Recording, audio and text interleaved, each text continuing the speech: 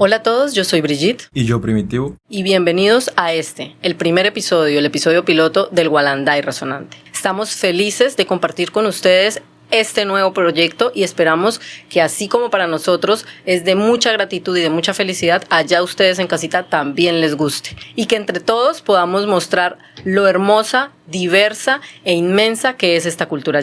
Claro, y hay que entender que cultura llanera no es solo el folclore llanero, ¿no? Sino todas las costumbres de esta sociedad, de esta región, de esta zona del país. Y pues nada, este espacio es pensado precisamente para que nosotros podamos disfrutar de este contenido y que las personas conozcan además de la cultura llanera. Porque, pues bueno, hay mucha variedad de personas y de historias. Es un placer tenerte aquí a mi lado, Brigitte. Gracias. Y también placer a nuestra invitada. Y nada, estoy feliz de iniciar. Ya estás soplándole cosas a las personas allá en casa. Qué bueno, Primitivo, muchísimas gracias a ti también por ser mi compañero en esta aventura. Esperamos que pues también allá lo disfruten como nosotros. ¿Y qué te parece si comenzamos? De una. Nuestra invitada de hoy es narradora de historias, escritora de cuentos infantiles, fábulas y profesora con más de 35 años de nuestra niñez, especialista en pedagogía, creadora de contenido y difusora de la cultura llanera. Vamos a ver si ustedes ya saben de quién se trata. Bienvenida, profe. Gracias, Brigitte. Soy Claudia Coronado y soy parte de nuestra gente.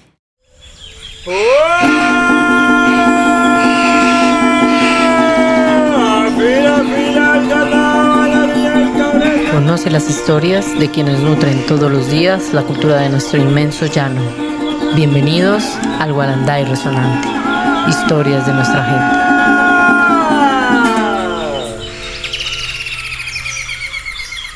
Gracias, profe. Es una fortuna para nosotros tenerla como nuestra primera invitada. Espero que haya hecho bien la tarea y haya nombrado todos esos talentos suyos, porque aunque no lo crea, nosotros aquí en la mesa no conocíamos todo eso que su merced es y todo ese talento suyo, y creo que muchos en casa que la conocen probablemente por la página de Llano Cultura y Literatura, pues tampoco lo sabían. Entonces, pues, ¿cómo está, profe? Muy bien, Brigitte, excelente, muy entusiasmada y agradecida con ustedes. ¿Nerviosa? Un poquito, es la primera vez que hago esto, entonces siempre no empieza qué me van a preguntar, qué me van a decir, qué tengo que responder, pero bien. Bueno, profe, aquí estamos, haga de cuenta, una charla entre amigos. Esperamos que se sienta como en casa y que disfrute con nosotros estos minutos, estos instantes, y que logremos transmitir todo eso que estamos sintiendo en este momento a quienes nos ven, a quienes nos oyen. Sí, señora. Bueno, profe, y para iniciar ya con esta entrevista, es una entrevista no como tal, no tan formal. Entonces vamos a hacer una dinámica de preguntas rápidas, donde la respuesta es sí, no o algo así muy concreto. ¿Sí? Son 6 preguntas rápidas. Entonces, profe, ¿para trabajar prefieres ser picure o lapa? Lapa. ¿Te gusta el calor o el frío? El frío. ¿Comida criolla favorita? Topocho y carne asada. ¿Por qué la cocha no hizo su nido? Porque es perezosa, es floja. ¿Qué te hace feliz? Muchas cosas. Crear, las creaciones, los sueños. ¿Y te gusta montar a silla o a pelo? A silla y en pelo. ¡Ay, es criollita! Profe, como le decía, muchos de los que nos escuchan hoy, que la conocían, no conocían todos esos talentos suyos, y pues la conocían, yo por lo menos personalmente la conocía por la página de Facebook de Llano Cultura y Literatura. Pero lo que no sabía, como veníamos diciéndole, ese gran talento que tiene como escritora. E incluso pues nos sorprendió cuando leímos su literatura, porque los que nos escuchan y nos ven, les quiero contar que estuvimos viendo esa literatura de la profe, que en su mayoría son libros e historias infantiles, fábulas, y que entregan unos mensajes muy valiosos y que, como usted nos decía anteriormente, hablando fuera de micrófonos, son usados para enseñar dentro de sus aulas. Particularmente nos llamó la atención la autobiografía suya en un libro que se llama Cagüita, que es muy inspirador, fue inspirador para nosotros aun cuando no éramos niños de primaria, pero nos gustó mucho. Háblenos de esa Cagüita de 12 años, ¿qué la motivaba? ¿Cómo estaba en ese momento, en ese tiempo? ¿Qué era lo que pensaba por esos años? Bueno, mi querida Brigitte y mi querido Primitivo. Definitivamente yo nací y me crié en una finca una finca que con unos padres campesinos llaneros, 100%. Y allí aprendí, mi papá precisamente era un hombre tosco, rudo, y aprendí a ser resiliente. A mi mamá le heredé la narrativa y porque ella nos dormía narrándonos cuentos infantiles. Algunos los tengo plasmados en mis borradores, otros pues es que los he creado. Y entonces cuando ya durante toda mi infancia siempre dije, algún día tengo que ser profesora, siempre lo soñé, y si muriera y volviera a nacer, sería profesora de primaria. Entonces el día que sea profesora voy a escribir estos cuentos. El día que sea profesora escribiré todos estos cuentos que mi mamá me narró y creeré otros. Y eso lo hice, así lo hice. Entonces Cahuita se titula Cahuita porque a mí mis hermanos o mi hermano el mayor no me podía decir Claudita y mi nieto me dice Cahuita. Algunos estudiantes míos también me llaman la profe Cahuita y me gusta que me llamen así. Entonces en Cahuita empecé a plasmar toda mi biografía, mi autobiografía, desde cómo empecé, cómo fue mi infancia hasta el día de hoy como profesora. Por ejemplo, hay algo ahí en el libro Cahuita que es lo de los botones. Eso, todo lo que dice ahí es real. Que lo hacías con conchas de... Cacho de vaca. En ese tiempo, pues, Mani era un pueblo muy pequeño y era casi muy difícil venir a Mani a comprar cosas como, por ejemplo, botones.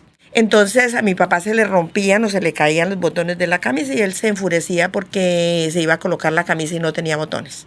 Y armaba la pelea y armaba, pues siempre fue un poquito dura mi infancia, yo no lo puedo negar. Y la gente que me conoce y que conoce a mi papá porque todavía vive, saben que fue así. Entonces uno tiene que ser auténtico y pase lo que pase, tiene que decir la verdad y de dónde vienen sus raíces y punto. Entonces yo siempre le buscaba solución y toda la vida me he caracterizado por buscarle solución a los problemas. Bueno, este problema tiene solución y cuál es. Y si está de mi parte o la tengo a la mano, entonces ya está lista la solución. Y si no, pues alejarme. Entonces yo dije, los botones, ¿de qué material los hago? Empecé a pensar. Y yo dije, de palo se me rompen en la lavada, se me destruyen, de cacho. Entonces se mataban vacas en la finca, siempre mataban vacas y habían cachos. Y en ese tiempo pues las herramientas no es como ahora que hay taladros y que hay una cosa u otra, limas, lijas. No, era con un cuchillo y con ese cuchillo y una piedra yo lo amolaba, le sacaba punta para poder hacer los huecos a los botones. ¿Cuántos años tenía cuando hacía? Tenía 12 años, tenía de 8 a 9, 10 años, por ahí. Entonces ya no hacía uno ni dos, sino hice una tazada de botones de cacho. Para que no joda, ¿verdad? Sí. Yo quiero que la gente que me conoce, los viejitos de gaviotas que me conocen, digan si eso no fue así, así fue. Mi papá mismo dice. Entonces cuando se le caía un botón, yo iba y le pegaba el botón y ya. Y así podían dársele, porque en ese tiempo se lavaba la ropa pegándole a una tabla que era el lavadero. Entonces, así se le podía dar las veces, se rompía la camisa, pero el botón no se rompía. Profe, resulta y pasa que tú hablabas de que tenías una compañera, o sea, en medio de que tu papá era así gruñón, por así decirlo, y tu abuela también nada que ver. Tenías una compañera que era tu mamá, ¿cierto? Sí. ¿Cómo fue tu mamá en ese proceso, como cómplice, como no sé? Ay, no, mi mamá, una mujer muy buena, demasiado buena, muy sumisa, muy inteligente, resiliente y fuerte, como ustedes no pueden imaginar. Ella no era de raíces llaneras, no, pero aprendió cosas del llano de una manera que no podría describirla de verdad. Soportaba tantas cosas que yo misma le decía, mamá, no, hagamos, por ejemplo, no sé si me sea como oportuno decirlo, pero mi papá le pegaba, la maltrataba. Y yo le decía, mamá, hagámonos entre las dos y peguémosle. No se deje, mamá. O sea, cosas así, siempre era un poquito como... ¿Cómo fue lidiar con el hecho de que tu familia, ¿no? Estas personas que uno tanto quiere, por el simple hecho de, pues uno nace y las ve ahí, ya es la familia. le diga a uno no, le diga a uno usted no puede o usted no merece esto.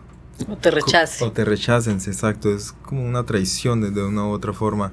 ¿Cómo aprender a lidiar con esto y además cómo avanzar, que fue lo que hiciste? ¿Se refiere al libro de Cahuita? Al libro de Cahuita, porque en el libro pues mencionan que la única persona que apoyaba a Cahuita era la mamá. Ay, Dios, bueno, de verdad que esa es una parte que me rompe un poquito como el corazón, pero bueno. Resulta que nosotros somos 9 hermanos, yo soy la segunda, y cuando yo nací, mi abuela no me quiso. No sé por qué, y yo me traté como de parecer un poquito en lo físico a ella, pero no me quiso y no me quiso, quiso a mi hermano el mayor y a la que me sigue a mí. Y a mí no me quiso, o sea, ella era una persona muy ruda, muy sin corazón. Por ejemplo, ella llegaba a la finca con un pollerado.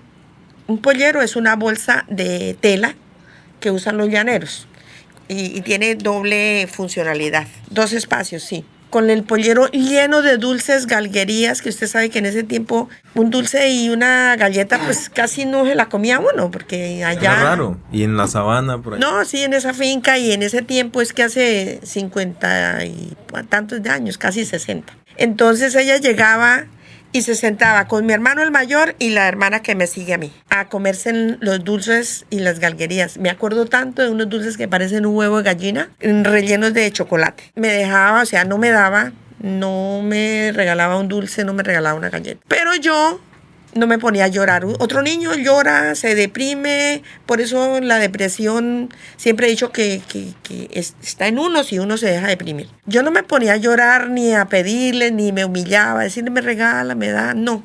Yo esperaba que ellos comieran, entonces ella colgaba el pollero en un tirante es una viga, de tal manera que yo no pudiese alcanzar el pollero. Pero como yo siempre he sido de las que me encaramo. Una mica, por así decirlo.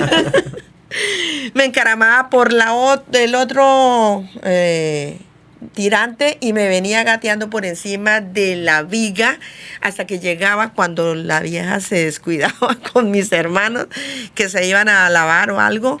Rápidamente soltaba el pollero y sacaba de cada cosa, sacaba un poco. Y rápido le cerraba, como amarraba como ella tenía y me devolvía y nada pasaba. O sea, ni siquiera se daban cuenta de que yo me robaba las galguerías de mi abuela. Y así pasó, ella siempre por eso digo yo que el acoso es desde que uno nace hasta que uno se muere. O sea, siempre habrá alguien que lo acosa a uno, que lo discrimina, que uno dice, ¿pero por qué? ¿Pero por qué? Y uno no tiene la respuesta. Simplemente uno no es monedita de oro para caerle bien a todo el mundo. O sea, una niña de esa edad, ¿qué le podía hacer a la abuela, no?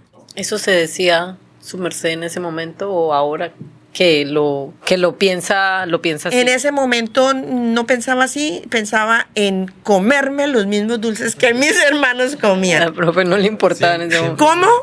No importa, o sea, tengo que comerme los mismos dulces. Tanto que les voy a contar una anécdota del fulano dulce ese grande que parece un huevo de gallina. Hace poquito, hace como 2 años, fui a Bogotá y mis hijas me invitaron a un pueblito por allá que se llama Sopó. Yo no había vuelto a ver esos dulces 50 años después, más de casi 60. Y llego al lugar y veo la vitrina llena de los dulces. Yo dije, ¡ay, miren los dulces que yo tanto busqué! Me compré un poco de dulces y me los fui a comer. Ya no me pude comer sino como medio. Pero me trajeron a la mente todo eso de los fulanos dulces. Nunca habló con su abuela, ya usted más grande, de por qué sucedía eso en ese momento, de por qué era el trato. ¿En algún momento? No, ella se fue, yo creo que odiándome, o sea. Pero nunca supiste por qué. No sé por qué, es que yo no entiendo, nunca supe por qué me odió tanto desde niña, o sea. ¿Y tú la odias? No, ella cuando ya más grande yo la comprendí, o sea, yo decía, pues, yo me fui a estudiar y después venía y la veía ya ancianita y todo. y la saludaba con respeto, pero de ahí a estar ahí Eso es importante, y ese es un mensaje importante. Sí. Y es, mantener la templanza. A veces por más que nos traten y nos digan, creo que del lado, eso de poner la otra mejilla, bueno, quizás, pero creo que es más eso, entender que si yo me convierto en mi abusador, pues me volví como él. Y ahí qué sentido tiene, ¿no? Si el abusado se vuelve abusador. Entonces creo que esa templanza, romper el ciclo, así es. Y entonces como que yo le di a entender, porque yo ya estaba estudiando y todo, le di a entender que yo había salido adelante y que no necesité de sus consejos o de sus caricias o de esas cosas, que lo hice sola y que... Difícil, sí. Difícil. En el libro lo plasma muy bien, de una forma transmitida mucho para los niños, pero fue claro, nosotros nos sentamos a leer entre los dos el libro y fue una infancia difícil. Entonces, mi siguiente pregunta va en torno a esa resiliencia que tuvo y que cuenta aquí, que tuvo su merced en cuanto a todo eso de su infancia, y donde entendemos que su mamá fue pues parte importante para que pudiera seguir caminando hacia la consecución de sus sueños, que creo que es algo que veo muy marcado siempre que hablamos, y es siempre sueña y siempre quiere hacerlo realidad, y eso me parece hermoso. Y ahí me voy a saltar un poquito. Dale. Y le quiero preguntar cómo llega la creación de contenido, la creación de la página de Facebook a su vida. Bueno, en la pandemia, en el 2020, nos tocó irnos para la casa a dictar nuestras clases desde la casa. Bueno, el cuento de la pandemia y que nos tocaba inventarnos para llegar a los niños desde la casa. Eso fue terrible, eso fue también otro reto, pero eso fue a nivel mundial. Entonces, pues, yo era la referente de castellano en el momento y decía, Dios mío, pero bueno, ¿y aquí cómo hago para llegar a los niños con la literatura o para que los niños lean? O sea, si no leen muchas veces teniendo la biblioteca a la mano, pues más difícil sería en la casa. ¿Y cómo hacía yo para llegar a los niños con una fábula o con un cuento? Entonces, de muchas maneras lo hice. Por ejemplo, yo tengo unos atuendos especiales, que es un sombrerito chistoso, que es un delantal, varios delantales, que son pelucas y todo eso. Pero para mí no era apremiante, o sea, quería más. Mandé a hacer, todo fue virtual. Conseguí una persona que sabía hacer unos videos animados de las fábulas que yo ya tenía en borradores. Y él me hizo esos videos animados. Entonces, al hacerme esos videos animados, yo decía, pues por lo menos les envío esto a los equipos, a los computadores o a los celulares, a los niños, y algo puedo hacer con eso. O sea, de alguna manera solucionaré este problema. Porque como les digo, yo un problema y miro a ver cuál es la solución que hay para hacerla. Entonces, un amigo, ¿lo nombro? Tú quieres nombrarlo, Pepito, como quieras. Bueno, un amigo que también me ha admirado muchísimo. Es una persona que yo también lo admiro a él. Vio en el Facebook, él me dijo, yo estaba chismoseando el Facebook porque yo hice un video promocionando a esos videos animados. Entonces sí vi una señora con el pelo planchado y bueno, pasé y no le paré bolas. Entonces él dijo, yo vi y yo dije, esta señora como que la conozco, y se devolvió a revisar y me identificó. Esta es la profe Claudia. ¿Y qué es lo que está haciendo ella? Entonces vio los videos animados de las fábulas, El Picure y la Lapa, El Padrote Alazano, El Arrendajo y la Cocha, El Zancudo Policía. Bueno, fueron varios videos. Y él dijo, no, wow, esto no lo ha hecho nadie, por lo menos en Casanare no se ha visto. Esto es muy importante, esto es muy bonito. Llegó a mi salón. Yo lo vi. Hola, Fuken, ¿cómo está? Es mi amigo Fuken. Vaya mi saludo, Fuken. Y gracias por ese apoyo, por ese empuje que me ha dado. De verdad que lo aprecio mucho. Y me dijo, vengo a felicitarla por esos videos animados tan bonitos y tan especiales que usted tiene ahí en Facebook. ¿Y cómo lo hizo? ¿Y por qué lo hizo? ¿Y para qué lo hizo? Y todas las preguntas del mundo. Y yo le dije, no, porque pues estamos en la pandemia y yo necesito llegarle a los estudiantes a las casas con la literatura y entonces pagué por hacer eso. No, wow, profe, ¿por qué usted no abre una página de contenido digital? Hasta ese momento yo no sabía nada de contenido digital, ni de influenciadores, ni de nada, nada. Yo le dije, "Ay, yo no sé de eso". Él me dijo, yo sí sé. Le dije, "Ay, yo no tengo plata para pagar y ponerme a trabajar en eso". Dijo, tranquila que yo no le voy a cobrar. Búsquele el nombre a la página. Entonces se fue. Me dijo, yo vengo mañana y ya le tiene que tener el nombre a la página. Y yo empecé, pero ¿cómo? Pues Cagüita cuenta cuentos. Porque yo tengo en el sombrerito que tengo ahí, dice Cagüita. Sí, Cagüita cuenta cuentos. O cuento cuentos, porque yo estaba enfocada más que en la literatura que en cualquier otra cosa. De verdad que era lo que más, en el momento, más me apremiaba. Y mi afán por los niños, porque yo decía, pero ¿cómo enseñar a distancia? ¿Cómo salir de la casa? ¿Cómo llegarles a los hogares con ese tipo de actividades? Básicamente la página nació como esa búsqueda pues de conectar con sus estudiantes a través de la virtualidad. Sí, Brigitte, exactamente. Qué interesante sí. eso. Sí, de ahí nació. Entonces, ¿cómo da de vueltas la vida? Sí, y de verdad que esa pandemia para mí fue algo muy valioso. Bendito Dios, no pasó nada ni a mí ni a mi familia. Por el contrario, nos enriquecimos, nos dimos cuenta de qué estábamos hechos y qué podíamos hacer por nuestros estudiantes. Bueno, como al siguiente día llegó otra vez Fuken a mi aula de clase. Yo estaba sola porque pues... Y me dice, ¿ya le buscó el nombre? Le dije, sí. ¿Cómo es? Le dije yo, Cagüita cuenta cuentos. Dijo, Cagüita no le sirve porque Cagüita tiene la diéresis. Y la gente no la va a saber buscar por esa diéresis, entonces no la van a encontrar, eso no sirve. Le dije yo, ay, entonces, no, pero hasta ahí mi mente de verdad no me daba porque era una cosa totalmente nueva para mí. Algo que yo nunca imaginé, nunca pedí, nunca, de eso sí no lo soñé. Entonces me dijo, su página se va a llamar Llano, Cultura y Literatura. Yo me quedé viéndolo y yo le dije, ¿y por qué? Dijo, mire, llano, tenemos que mostrar del llano, no hay ningún llanero que esté mostrando en Maní las cosas del llano.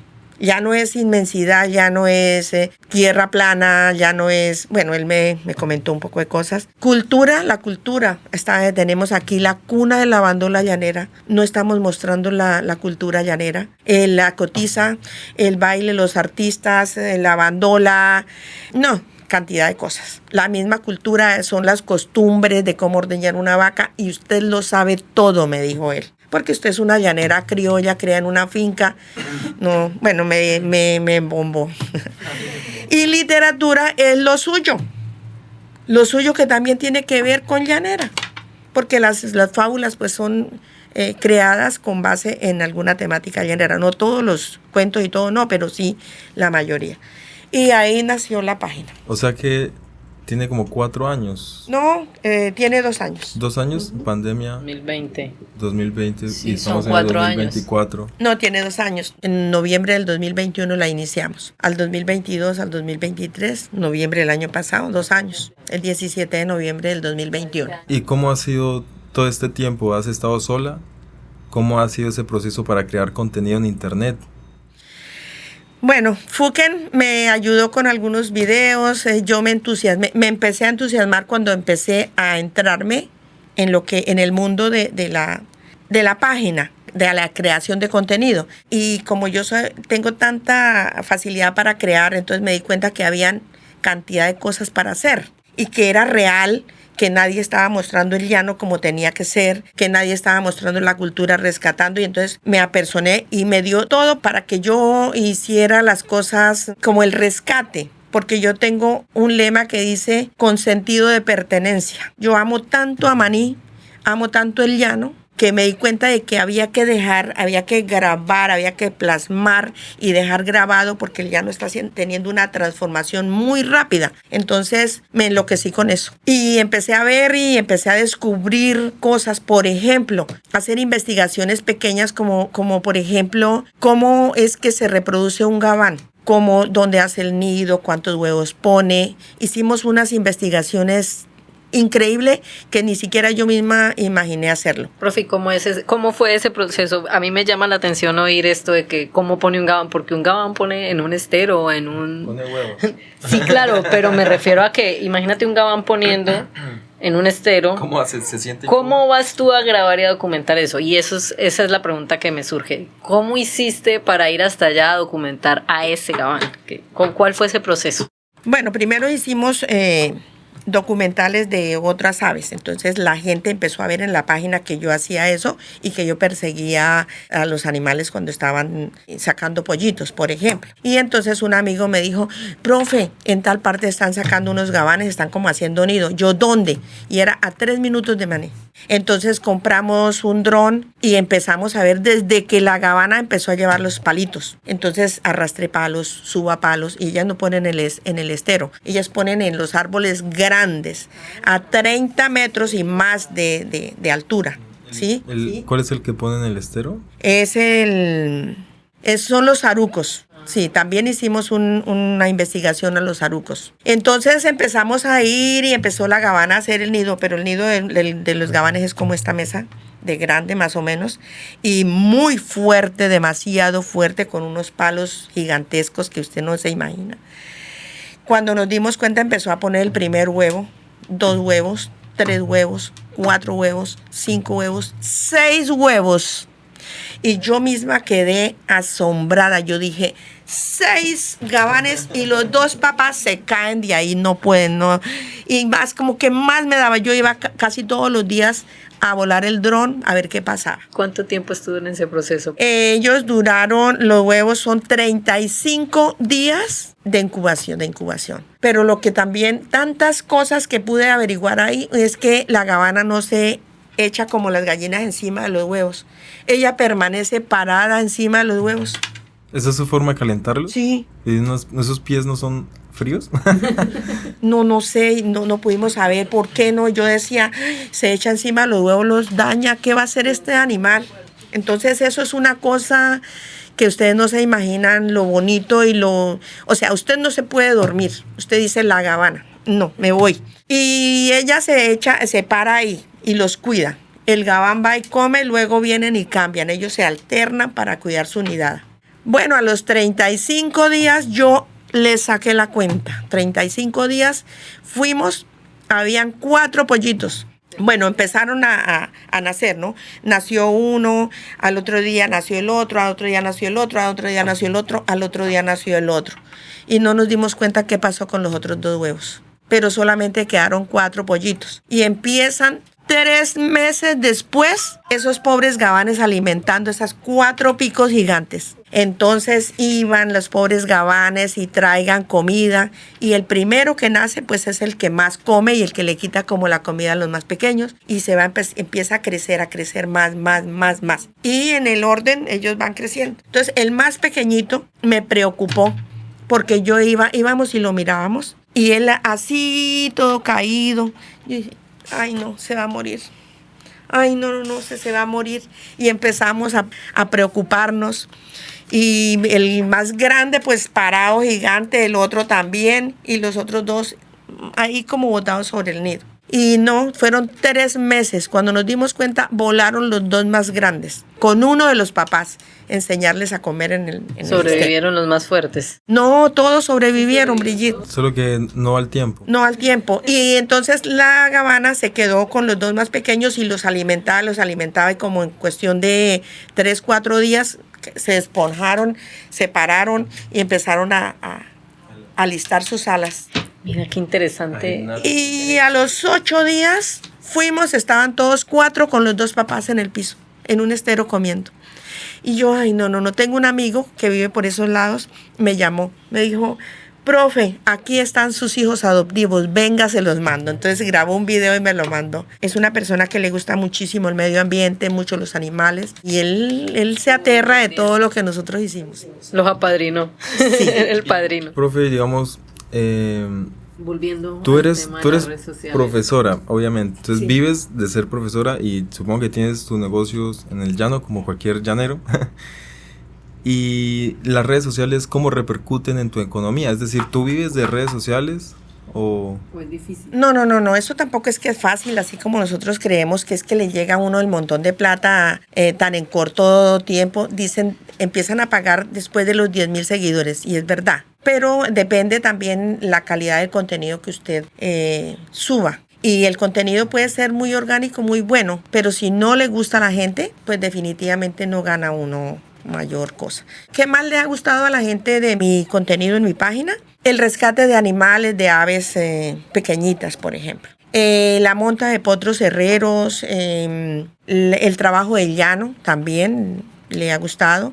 El seguimiento que le hicimos a los gabanes, el seguimiento que le hicimos a los arucos. Uy, ese también es un tema muy divertido, muy importante, el de los arucos. O sea, yo nunca imaginé cómo ponían los arucos, no sabía, y nacida y criada en el llano. El nido de los arucos es, sin hablarle una mentira, como esta mesa, sobre el agua. Ese sí pones sobre el agua, en los esteros. Entonces, yo por ejemplo, me cogía el nido y lo podía correr sobre el agua y... O sea, usted se metía... No, claro, no, usted no se imagina. Muy temeraria. Como siempre, cagüita tenía que ser. No, y tengo un amigo que también quiero muchísimo y pues quiero resaltar la gran labor que ha hecho conmigo, y es de Llano Cultura y Literatura, y es Andrés Ibáñez, y obviamente mi esposo. Han sido personas que les debo todo. O sea, Andrés tiene la mitad de lo que somos en Llano Cultura y Literatura, y yo la otra mitad, definitivamente. Entonces, Andrés es mi cómplice.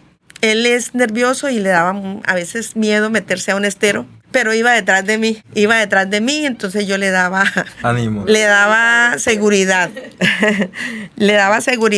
como el gabán con su alita. Sí, le daba seguridad, le decía, no, los grillos cuando comieron. fumamos,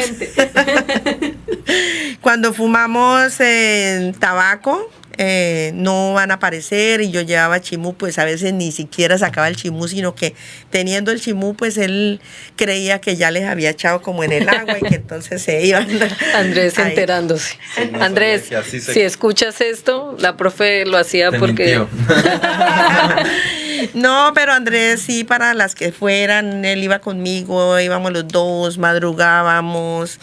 Él aprendió conmigo, porque él tiene mucha facilidad en la parte de la informática, edición y esas cosas. No tenía mucha experiencia, y poco a poco él paso a paso fue mejorando y todo. Excelente persona. Justamente quería preguntarle algo al respecto de eso, y es cómo las redes sociales, cómo el boom de la red social y todo lo que tuvo que aprender, porque como nos decía ahorita hace un rato, pues no era algo que fuera su fuerte, ni que de pronto estuviera usted interesada en eso. ¿Cómo todo ese boom y cómo todo eso que tuvo que aprender la cambió? ¿Cómo se define Claudia Coronado hoy, después de Llano Cultura y Literatura? Bueno, Claudia Coronado es una llanera, maniseña 100%, resiliente, como siempre lo he dicho, soñadora, polifacética. ¿Por qué polifacética? Bueno, de cada cosa yo creo que sé un poco. No me las sé todas, no, eso sí es una gran mentira, pero de cosas del llano, de finca, manejo muy bien, por ejemplo, en la matanza de una res, de cómo se lava un mondongo, de cómo se lavan las patas. Todo el estilo llanero. El estilo criollo, sí. En cuanto a las redes sociales, por ejemplo, lo de mi página, pues también he aprendido muchísimo. Me metí en el papel de influenciadora y lo seguiré haciendo. Estoy totalmente segura que hasta que Dios permita, yo estaré ahí trabajando en esto, porque faltan cosas inimaginables, las cosas que hacen falta por mostrar, por rescatar. Y también como profesora, pues me ha ido muy bien en mi carrera como docente. Como escritora, pues como ustedes mismos saben, también logré vender un libro en España, que como que yo a veces, yo misma ni me las creo, yo digo, ¡ay, guau, Dios mío! Entonces eso también me da por ahí unos pesitos. Cuando en España se enamoraron no de Cagüita ni de las fábulas, porque no eran como tan universales, se enamoraron del libro que se llama Estrellita y Vinagreta. Entonces ese fue el libro que logré vender allá en España en la editorial Babidibú, así se llama, y es la segunda editorial más grande de España. Está ubicada en Sevilla, por si ustedes quieren de pronto verificar. Un gran logro cuando vayamos a España de paseo. Sí. ¿Y cómo llegó hasta España? ¿Gracias a las redes sociales o por otros caminos? Un amigo, siempre hay amigos y yo no sé por qué mis amigos son chinos, son jóvenes. ¿No será porque eres profesora de niños? Así como ustedes. Un amigo vio también en las redes sociales y estuvimos hablando y me dijo, venga, ¿qué es lo que usted hace, profe? Déjeme ver los cuentos. Entonces yo le pasé virtualmente ahí para que los revisara y todo eso. Y él tenía un amigo que es vendedor de libros. Bueno, como que tiene su negocio, su empresa es vendiendo libros de Colombia para el mundo, por ejemplo. Y en ese momento él estaba en España, en una reunión, como en una feria del libro allá en Sevilla. Y estaba reunido con las dueñas de Babidibú, que son todas mujeres. Y mi amigo le dijo, mira, es que aquí hay una profesora que escribe y le contó. Cuando él llegó a Colombia, me contactó a mí. Yo me acuerdo que ese día yo estaba viendo Los Gabanes, cuando me entró la llamada. Mira que si autorizas mandar tus obras para que las revise en el área de literatura de la editorial Babidibú allá en España. Yo le dije, claro. Y la mandó todos los libros, pero yo me imaginé que iban a escoger una de las de videos animados. Cuando me llaman de España directamente a través de una reunión virtual, hemos elegido a Estrellita y Vinagreta, estas son el proceso que se va a manejar aquí. Y ahí fue así, empezamos entonces, se logró las ahí esa venta Profe, de mi libro. pero todo se ve como tan fácil, ¿no? ¿Ha sido fácil o qué problemas has tenido a lo largo de tu vida, no sé, y cómo lo has superado? Ay Dios, no, nada es fácil. No, eso sí, la gente que diga que las cosas le llegan a uno fácil, los carros y que todo el dinero, eso es una gran mentira. De pronto hay gente que tiene suerte. Yo puedo diferenciar entre suerte y bendición. Suerte es la gente que de la noche a la mañana, bueno, hacen un negocio, no sé, y se llenan de dinero. Para mí eso es suerte. Y la bendición es lo que uno hace. Y que si ha sido fácil, no. Producto del esfuerzo. No es fácil para nada, nada es fácil. De lo que yo he hecho, nada es fácil. Por ejemplo, escribir es un proceso. Una cosa es que yo narre y yo pueda narrarle un cuento a usted y que me invente y que le haga y lo haga reír y que quede plasmado así, por ejemplo. Y otra cosa muy diferente es coger un computador, que yo tengo un computadorcito, estructurar esa información. Pero ya empieza uno los primeros días como que es difícil. Entonces, ¿cómo hacía? Meto tan, como se me venga a la cabeza. Profe, estás golpeando mucho la mesa. Y después, cuando ya tenga como ese momento de paz y que quiera crear, vuelvo otra vez, reviso y empiezo a estructurarlo en inicio, nudo, desenlace, y vuelvo y reviso, y vuelvo y reviso. Tengo como unos 69 libros. Cuentos. Historias, cuentos. Sí. Apenas para unas recopilaciones, ¿no? Sí. Por ejemplo, tengo una de la Laguna del Tinije. Esa es una leyenda en la Laguna del Tinije. Entonces ahí estoy, pero pues esto también tiene un costo muy alto. Tener esos libros que yo tengo en la mano, esas muestras que ustedes pudieron observar, eso tiene un costo bien alto. Y los videos animados ni hablar. Ustedes saben que eso vale mucha plata, un segundo vale yo no sé cuánto, un minuto sí que hablar. Entonces siempre es costoso, bien costoso. Profe, a pesar de todas esas adversidades y a pesar de todo lo que nos cuenta y lo difícil que es, porque cumplir sueños, sin importar de dónde vengamos, siempre va a ser difícil porque la vida pues pasa en medio, siempre digo yo. Sin duda ha sido un éxito y sin duda su vida, su página y todo lo que usted ha emprendido con todo lo que nos cuentan sus libros han sido un éxito. ¿Qué cree usted que está detrás de ese éxito? ¿Y qué consejo le daría a las personas que nos escuchan y que están pensando en crear contenido para redes sociales, sobre todo ahora los niños y los adolescentes, los jóvenes que sueñan mucho con eso, que esa sea su profesión, crear contenido para redes sociales? ¿Qué consejo le daría a ellos en torno a toda su experiencia? Primero que todo, ser perseverantes, ser resilientes, porque en el momento que uno hace un emprendimiento, por pequeño que sea, por insignificante que sea, va a tener personas que le quieren enlodar su proyecto. Entonces, yo tengo algo para anotar ahí, y es la resiliencia. Nosotros los profesores nos preocupamos en la escuela y de hecho trabajamos, y no solamente los profesores, el sistema educativo colombiano, en cómo defender a los niños del bullying y del acoso. Sí, defenderlos y estar pendiente que no le hagan bullying, que no los acosen, que no los hagan sentir mal, que no los discriminen y un resto de cosas que manejamos en las escuelas, el sistema educativo. Pero yo me voy más por el lado de enseñarle a ser resiliente. Y siempre les digo en las reuniones de padres de familia, vamos a formar niños resilientes, porque mientras estén aquí en mi aula de clase con Claudia Coronado, yo lo defenderé. Yo defiendo al que no me le haga el bullying, que no me le digan nada, que no hagan esto. Pero todo el tiempo no van a estar conmigo ni con ustedes, que son los padres de los niños. Van a enfrentarse en el colegio, hay bullying. En la universidad también habrán acosos, habrán desprecios, habrán de todo tipo de cosas duras. En la vida, en la oficina, con los compañeros de trabajo, ni hablar. En el mundo, si uno empieza un emprendimiento, entonces ya la gente la envidia, va a querer destruirlo, va a querer enlodarlo, va a querer apagarlo, va a querer que usted no siga, que se quede, que le dé miedo. Y no, yo creo que antes de todo a los niños se les debe enseñar a ser resilientes y perseverantes y fuertes. Que no lloren por cualquier cosa. Cuando, por ejemplo, un niño me dice, profe, es que me está diciendo no, tú no vas a llorar por eso. Tienes que ser fuerte. Eres hombre, eres Eso no. Todos podemos ser fuertes sin importar si somos niños o niñas. Sí. Con eso, entiendo que es útil porque un niño, pues no, o sea, le genera una confianza en su autoestima, ¿cierto? Entonces él tiene la fortaleza de que las palabras le resbalen por decirlo de una forma. Sin embargo, a mí me gusta pensar en la contraparte, que es el niño que insulta, ¿cierto?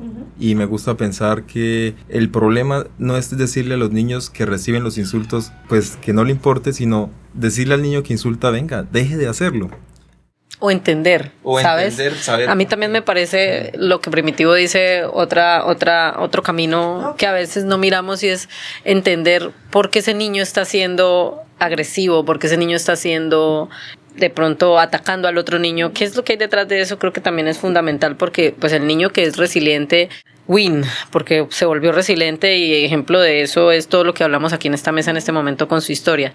Pero y los niños que están del otro lado, ¿cómo poder enseñarles que además de ser resilientes también hay que respetar y entender, ser empáticos, entender que lo que estás haciendo está dañando al otro niño y comprender por qué y de dónde nace ese no, pues eso lo trato. Hacemos, obviamente, por eso les digo yo, nosotros hacemos, obviamente llamamos al niño, llamamos a la casa, porque todos los problemas que llegan a la institución vienen de la casa. Yo tengo 39 estudiantes y son 39 hogares que tengo diferentes ahí, entonces 39 niños que vienen con una u otra cosa, fortalezas la mayoría de las veces, pero también con deficiencias, ¿no? Con costumbres, con cosas. Entonces ahí se trabaja también la escuela de padres. En la escuela de padres empieza uno a hablar, a atacar el problema de abuso y de bullying desde la raíz, que es la casa. Porque un niño no se va a inventar una grosería de esas que ellos saben decir, si no la ha escuchado en la casa. Un niño no se burla del gordito o del que tiene gafas o del otro, si en la casa no lo hacen. Entonces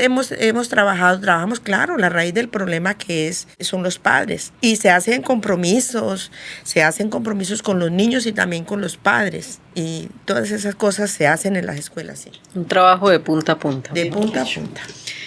Profe, ahorita seguimos con una parte. Aquí ya terminaríamos en esta parte de preguntas, de como así seguidas. Yo tengo en mente más o menos la pregunta.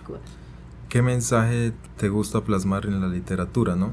Y más allá de dar esos valores de resiliencia y respeto, sino de percepción de la vida, ¿no? A los niños, porque pues los niños son la base de una sociedad, es un trabajo muy importante, o sea, muy crucial.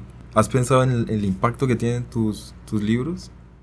Claro que sí, ya habíamos hablado de la resiliencia, de la perseverancia, del respeto. Entonces yo siempre les digo a los niños que son muy capaces, que cada uno ha venido aquí con un cúmulo de dones, de fortalezas que tenemos que descubrir y que tenemos que fundamentarlas para que sean unas personas futuristas, soñadoras, y que nada, echar para adelante. O sea, cada uno tiene su fortaleza. Lo importante es descubrirse para qué es que es bueno. Eso siempre les digo yo así.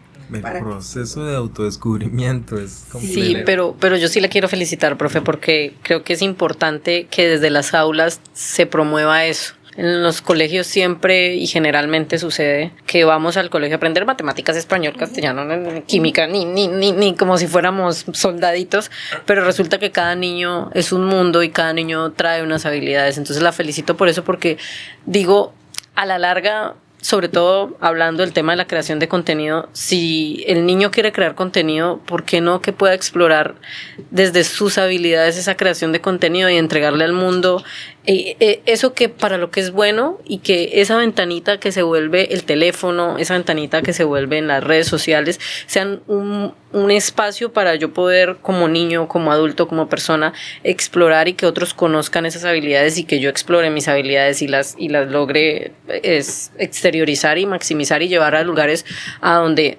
no sabemos. Por ejemplo, su merced nos contaba a España con sus libros, Sí, ejemplo, claro. que ese es el mejor ejemplo. Entonces, pues la felicito, profe, la felicito por toda esa labor que hace, porque son 35 años de experiencia y sé que con lo que nos dice va a ser hasta que ya no pueda. Gracias, Brigitte, gracias. ¿Tú no tenías otra pregunta? Yo tenía algo que se ve muy marcado en toda la charla que hemos tenido con la profe, en todas las charlas que hemos tenido, porque pues esta no es la primera, y es, siempre está esa palabra resiliencia, siempre está el ser fuerte ante las adversidades, el cumplir sus sueños a pesar de todo esto. Y muchas personas dirán, de las que nos escuchan, probablemente nos dirán, bueno, pero muy bonito todo eso, pero yo ahorita en este momento estoy pasando, no sé, por hambre, porque o trabajo o estudio, o trabajo o cumplo mis sueños, o trabajo y llevo la comida a la casa. Entonces mi pregunta puntual es así, ¿qué mensaje? Yo siempre intento buscar el lado positivo de todo, porque pues es lo bonito que tiene la vida para permitirnos seguir caminando y darnos esas fuerzas. Y es que mensaje a esas personas que nos escuchan y tienen sueños y tienen pues cosas que quisieran hacer, pero dicen no puedo porque simplemente mi vida no es tan fácil quizás como para llegar a lograrlo. ¿Qué mensaje le daría a usted a partir de todas esas adversidades, sabiendo de que ha cumplido metas y ha cumplido sueños por encima de todo eso que nos contaba desde cuando era pequeñita? Bueno, lo primero, yo cuando estoy enseñándole a mis estudiantes a hacer las vocales, por ejemplo, que me digan no puedo, yo les digo, nunca me van a decir esa frase. No puedo, sí puedes. Sí puedes, tú lo puedes lograr, tú eres inteligente, tú eres grande, tú vas a ser grande. Y siempre le digo, tú vas a ser, y les digo a los papás, incluso los papás a veces se quedan y les da risa cuando yo les digo, cuando sus hijos sean el gobernador de Casanare, cuando uno de sus hijos sea el alcalde de Maní, cuando uno de sus hijos sea el médico del pueblo, cuando uno de sus hijos pensar en grande, siempre yo sí puedo, yo sí lo voy a lograr, sí puedo y sí lo voy a lograr. Autodeterminación. Muchas gracias, profe, por esta charla muy, muy inspiradora, Nosotros desde que leímos el libro de Cagüita dijimos, la profe es inspiradora por donde la veamos. Entonces, muchísimas gracias por venir a este espacio, por abrirnos las puertas también de su intimidad, por permitirnos escucharla y que la audiencia también la escuche. Bueno, de verdad, agradecerles nuevamente a ustedes dos. Y sé que van a llegar muy lejos, van a ser muy exitosos.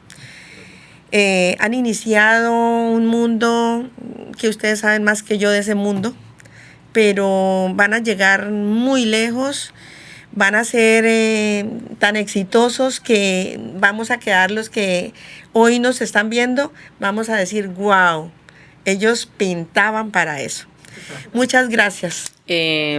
Gracias a Primi por ser mi co-host el día de hoy y por seguir subido en esta en este camino, el primer paso de el primer paso de muchas aventuras que vamos a tener con el Walandaise Resonante. Gracias a la gente que nos ve en casa. Recuerden seguirnos en redes sociales, nos encuentran en TikTok, en Facebook, en Instagram y en YouTube como @el Walandaise Resonante Podcast. Si quieren que traigamos a alguien de la región que ustedes creen que pueda llegar a plasmar todo eso que tenemos como cultura llanera y que puede llegar a transformar e inspirar, no duden en escribirnos. Recuerden, estamos en todas las redes sociales como @el Walandaise Resonante Podcast. Muchas gracias a todos y nos vemos en una próxima. Chao, chao.